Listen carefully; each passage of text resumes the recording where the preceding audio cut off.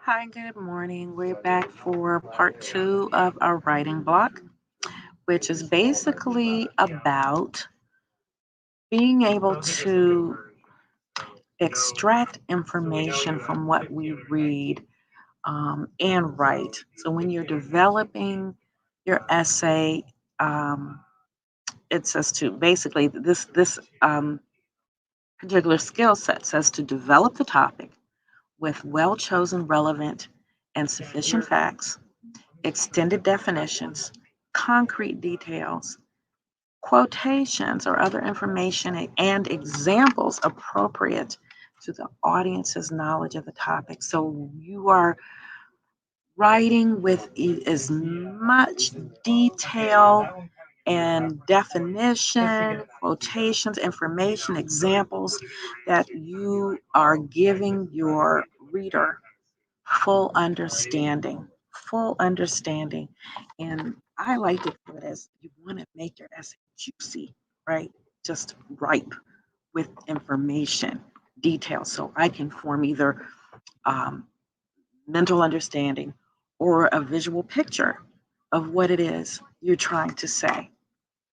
So the example we're going to use is we're going to read about a couple we recently experienced their anniversary on 12 on June 7th, and it's about a couple. I don't know if you've ever heard of them, but their names are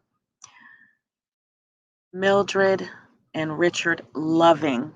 Their names are actually Loving, and when they got married in DC in 1958, it was illegal because Richard is white and Mildred is black, and they fought to be together all the way to the Supreme Court. So this ties in what we're learning about in social studies and also their story, which is so interesting. There have been movies made about this couple, and they're just really interesting people. They just regular folk, right? And so let's take a look at this article written by Mildred, and then I'm going to ask you one question and one question only. I'd love to get this. Still don't know how to get this all the way up, but that's okay. So let's take a look. It's very small for you. I apologize. Um, I can't make it bigger, y'all. Okay, Loving for All.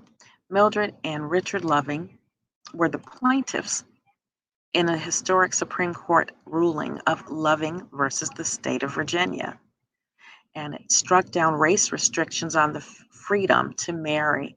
And this is Mildred Loving's statement that she made on June 12th, 2007, on the 40th anniversary of that Supreme Court decision. So this is Mildred talking. When my late husband and I got married in Washington, D.C. in 1958, it wasn't to make a political statement or to start a fight. We were in love. We wanted to be married. We didn't get married in Washington because we wanted to marry there. We did it there because the government wouldn't allow us to marry back home in Virginia, where we grew up, where we met, where we fell in love, and where we wanted to be together and build our family. You see, I'm a woman of color, and Richard was white. And at that time, people believed it was okay to keep us from marrying because of their ideas of who should marry whom. So when Richard and I came back to our home in Virginia, happily married, we had no intention of battling over the law.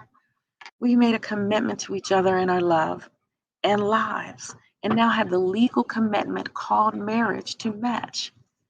Isn't that what marriage is?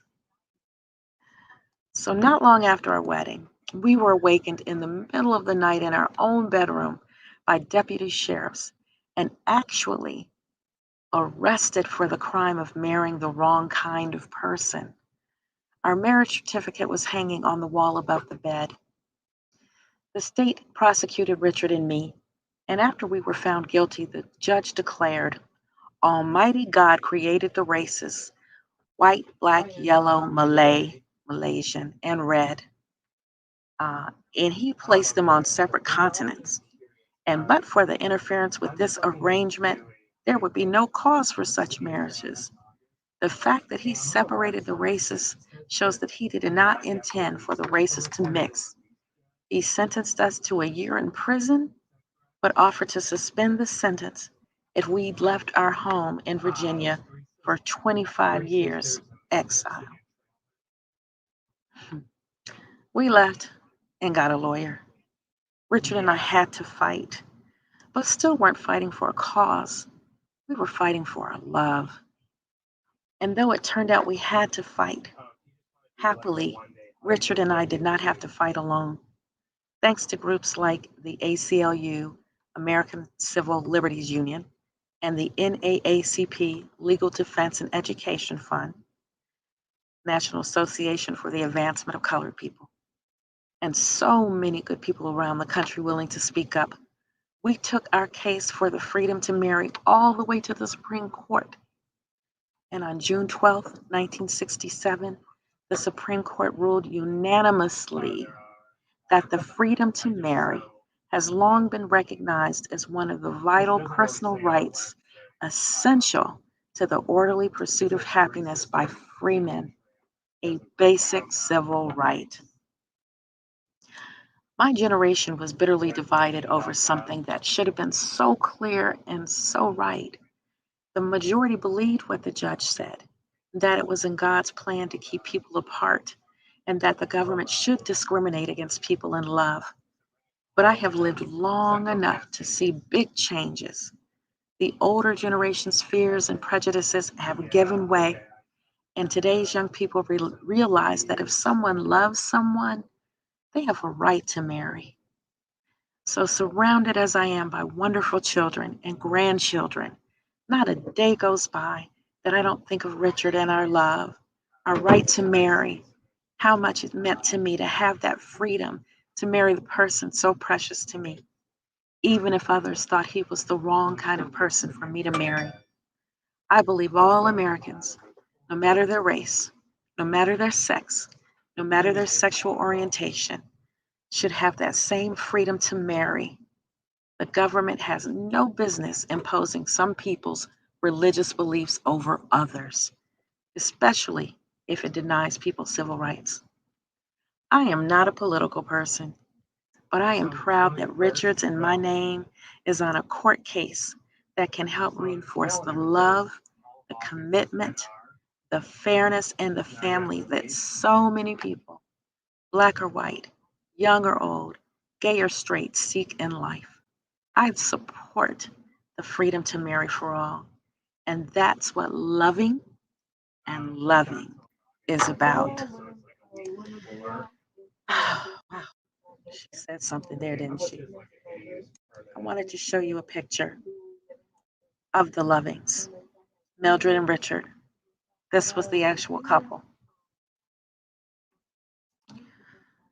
So, my question now to you is that Mildred, looking back over her life, says the following statement: I am not a political person, but I am proud that Richards and my name is on a court case that can help reinforce the love, the commitment, the fairness, and the family that so many people, black or white, young or old, gay or straight, seek in life. How did the Lovings' determination, this is my question for you now, how did the Lovings' determination to be together as husband and wife affect the laws of this country regarding marriage in general? So you would go back through the steps that they had to take to be together. And that's how you would answer that question. You might see something like that on an essay one day. In fact, I'm quite sure you will. So um, I think this is a very good essay. She just writes so colorfully and it's so full of detail. So it helps to reinforce the lesson that we have for today. And also, I have attached an actual movie about their life. This movie was made in 1996. I'm going to pull it up. It is an hour and 40 minutes long. If you want to see this movie, you are more than welcome to watch it. Um, this is a great movie, and it's about the Lovings. So that is our lesson for now. I will see you at 11:30 for science. That's it.